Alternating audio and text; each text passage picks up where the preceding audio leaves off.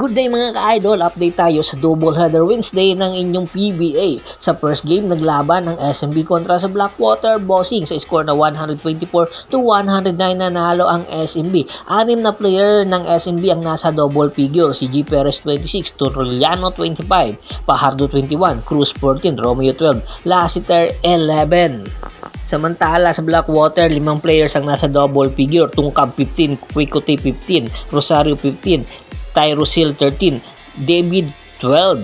Sa tagpong ito ay inanunsyo nga ng SMB na ang jersey number ni Arwin Santos ay iriretiro na nila. Kaya naman kompletong-kompleto ang DIT5 member na sina Pajardo, Santos, Lassiter, Chris Ross at syempre si Alex Cabagnot. At ayon nga sa mga ulat, isusunod daw si Alex Cabagnot na i-retire ang jersey number niya sa SMB. Samantala sa second game naman, naglaban ang Tropang Giga kontra sa Converge Fiber Xers sa score na 107-103. Nanalo nga ang Converge Fiber Xers. Opo, hindi kayo nagkakamali. 5 players ng Converge Fiber Xers ang nasa double figure.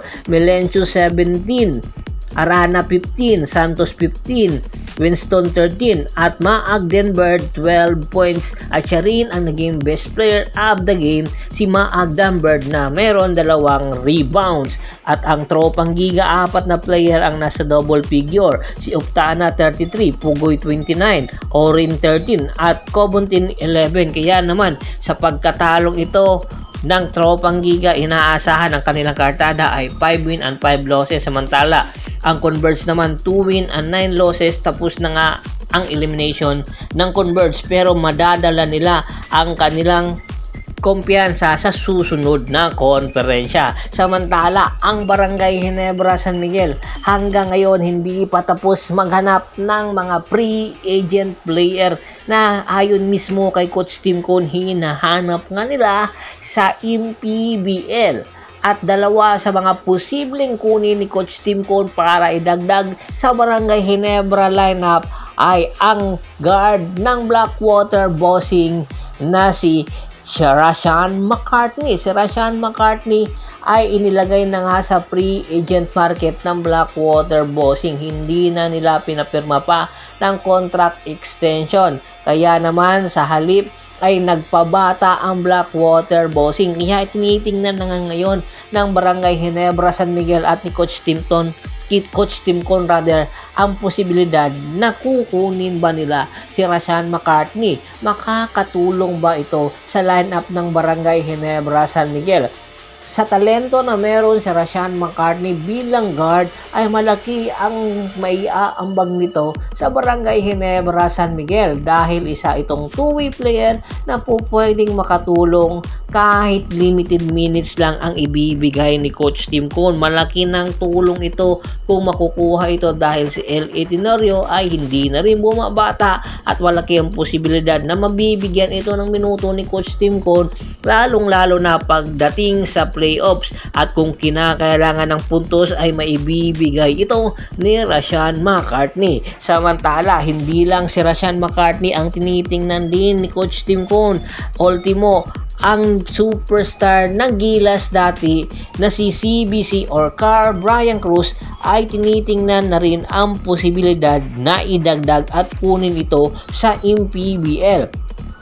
Matatandaan, hindi na rin pinapirma ng contract extension ng Tropang Giga si Carl Brian Cruz dahil na rin sa limited minutes na rin lang ang inilalaro nito sa Tropang Giga. Pero kung matatandaan nyo, habang hindi pa ito nakukuha ng Tropang Giga at naglalaro pa si CBC para sa Alaska, ay napakaganda ng kanyang ipinapakita at malaki ang potensyal na maging superstar sana ito sa Alaska kung hindi lang ito na i-trade. Pagkatapos nito ma-trade papunta sa Blackwater Bossing, kinuha agad ito ng Blackwater Bossing papunta sa Tropang Giga dahilan para mawalan ito ng minuto at mawala ang kumpiyansa. Pero good news dahil naglalaro nga si CBC ngayon sa MPBL. Ayon nga sa atin insider, nagdo-double figure ito sa MPBL. Ibig sabihin ay malaki ang tsansa na umuunti-unti nang umaangat muli ang kumpiyansa ni CBC at malaki ang maitutulong nitong si CBC dahil two-way player ito. Meron outside shooting at meron defending ability at passing ability na kinakailangan ni Coach Tim Con.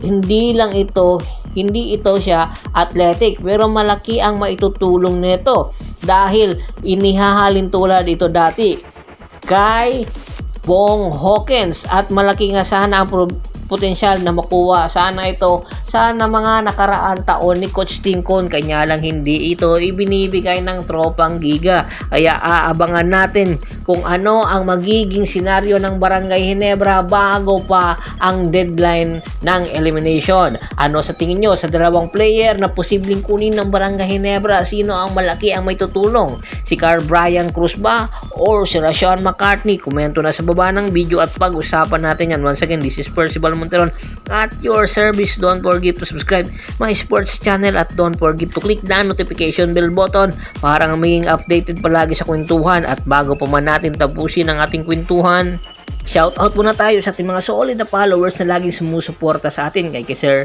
Kagawad Cats at Tinudukusin ng Hagonoy, Bulacan, Anthony Laquialon at si Laquialon Family, Ronald Bersubidad, Francis Aruta, Chris Conco, Ricky Lanza ng Ricky Rider TV ng Tansa Cavite, Julius Roche at si Mr. Ronald Gato ng Abuyog Leyte. Marami pong salamat sa walang sawa niyong pagsuporta. Pakibisita na rin po ng Facebook fanpage ko, pakilike, pakipollow, pakishare, ganoon din po sa YouTube channel ko at sa TikTok channel ko. Hanggang sa muling kwentuhan, maraming salamat po.